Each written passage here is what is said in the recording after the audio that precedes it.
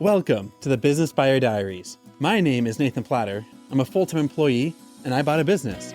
I did everything right, from finding the deal, handling all the due diligence on 63 opportunities, and ultimately bought a profitable gym. And boy, was I in for a big surprise as a new owner. I chronicled everything in real time, including the biggest wins to the stressful nights at 2 a.m. I'm sharing my journey without sugarcoating anything, so you don't make the same mistakes that I did. Here's today's episode. Hello. So, just finished up the weekly manager meeting. Went well. We talked about some logistics for sales leads, talked about some summer promotions we're going to do with apparel, some different ideas we can do to sell more gloves, and what else do we do? Let's see. The supplements are good. We got some interior design things going, so we got some things to make the studio a little bit better and a little bit brighter, a little more colorful and interactive. We're putting up a community board. One thing we've been talking about forever and ever, we're more than just a gym. That's a pillar phrase we tell people. We're more than just a gym. We're a fitness studio. We're a community. We're a place to up-level your life. And we're here to advocate for you when you need someone beyond yourself to do it. And so one of the ideas one of the managers had is, well, for a community and we help each other out, let's cross-promote. Let's work with other businesses, other brands. Heck, we have a lot of owners. We have a lot of members that either own a small business or do their own self-employed work. Why not have a business card area like coffee shops do? You're in a painting business, a massage business, a lawn care business. Why not have a spot for business cards? People want to ask for referrals and other good things. Why not put that up for free? It's a great idea. When you go to a coffee shop and they have business cards, part of it is the business cards, because you'll actually use them. Part of it is to say, hey, we're not just taking your monthly payments or your annual payments. We're here to help you out, what matters in your life. And so that was something that I'm really stoked about. I could tell throughout the entire meeting, masterminding and getting ready for tomorrow's 10-week check-in and some programs that we're going to be launching over the summer, I could tell that there was just some feeling weighed down about some things, just not feeling the best about a few things. And so slowly over the conversation, finally, was able to get her to open up a little bit and say, hey, I can just tell, there's some stuff in your head, anything I can alleviate you of, everything I can help mastermind about, how else can we? I'm feeling great. I'm feeling optimistic. How can I help you feel ecstatic about the next couple weeks or months? How are you feeling? And just leave it there. And finally, she acknowledged, there's an HR decision. There's a person on the squad of instructors, managers, trainers that unfortunately, this individual, it's time for them to wrap up their time with the studio. And for a handful of reasons. And the manager I was checking in with, said, I'm feeling really weighed down about it. I don't want to let someone go who's been here a while.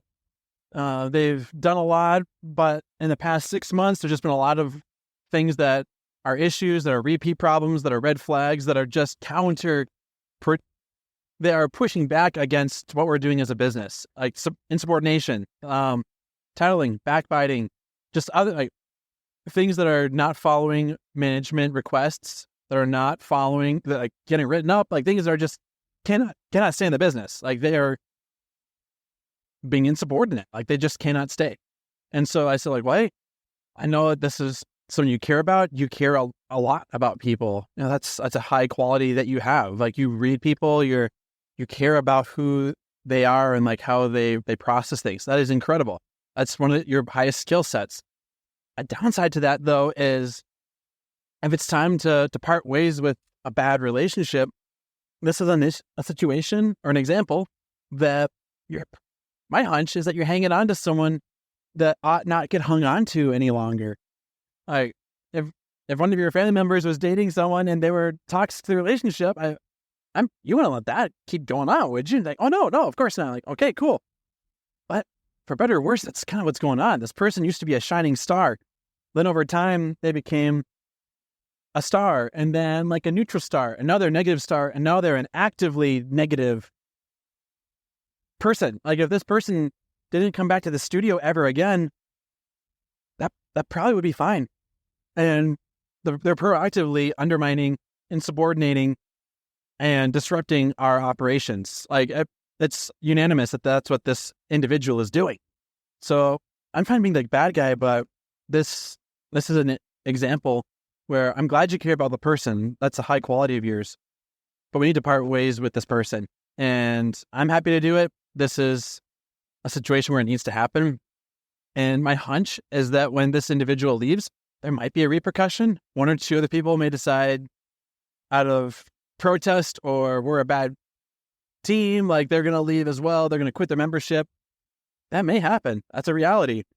I bet, though, the other 98% of members and instructors and managers are going to say, this place feels lighter. This place feels happier. This place feels brighter. I like coming here. I want to come more often. I now want to bring in my friends, my referrals. I actually want to buy things here at the business. I feel happy coming back. I feel happy being a member. I'm excited to looking forward to here. I may even want to step up and not just be a member. I want to be an instructor. I want to bring in my friends because they would be a good instructor here. There are unseen positives to removing proactive bad things. And so I gave her the speed analogy. I don't know where I first heard it. I'm sure I didn't make it up, but here's the analogy. Pretend your life is like a soup can. And you start out and you want to feed good things into your can, your life, your bank account, your mental space, your energy, your hours, your time, your friendships. If you only fill in good things into that can, eventually there's going to be pressure. There's going to be some uncomfortableness. And eventually things are going to start to squeeze out, ooze out.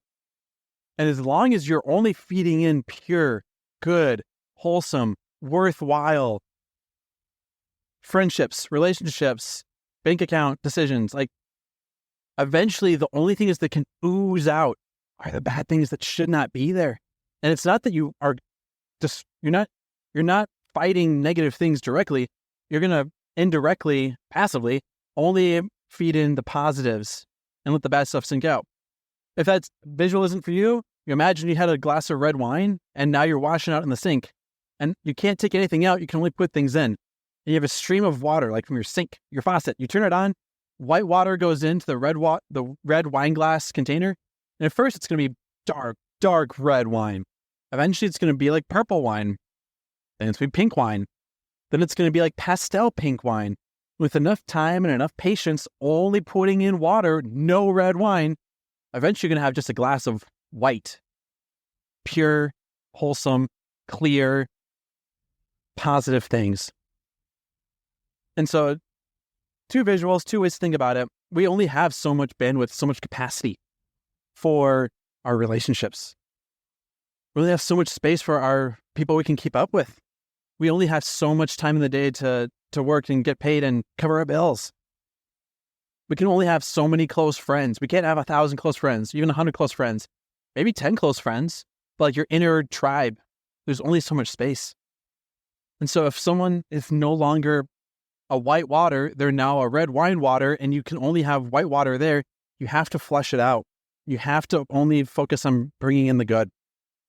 And so that's what we're going to do here. In this case, there's someone who is proactively dumping red wine into our white glass of water. They're bringing in rat poison into our soup can. And we need to stop letting that persist. So I know it's not easy, easier said than done. That's a heartless, callous way to think about it. But that's an unfortunate decision that I'm willing to make as the owner. And I'm here for it. I'm here to help you feel good about it. Does that help at all? That helps me, but does that help you? And to just realize okay, that's our job. Our job is to elevate, up-level, upskill, improve, feed the good, harvest the positive, invest our time and energy into things that are going to bring a positive multiple return, not just a give one in, get one back. No, give one in, get 5 back, get 20 back. We want a multiple return on our positive investment, financial, mental, emotional, everything. So that's something that I'm doing with her. She's very good at reading people, very good at energies and vibes and relationships. And one area that I want to help up level her in is allowing things to fade off over time, and that it's not a heartless thing to do. It's just having a filter for your personal life. And she's great at it. She's amazing at it. So glad to have her. She's a key employee. And that's something that I'm teaching my staff. That's something that I'm teaching other people to do. It's not that you're being callous or ruthless. It's that you care about how you're doing and bringing your best. And if other people are like, no, don't, we want to poison you. We want you to suffer with us. No, cut the cord. Let the baggage be gone. Let freedom ring. That's where we're at. That's where we're going. Let's rock and roll. This has been another episode of the Business Buyer Diaries. Subscribe so you don't miss the next episode. I hope you're realizing that business ownership is no cakewalk. Check the podcast notes for a link to the DIY due diligence program, the complete list of show sponsors, and for media inquiries. Music written and composed by Wes Schrock. I'm your host, Nathan Platter. Join me again on the next one.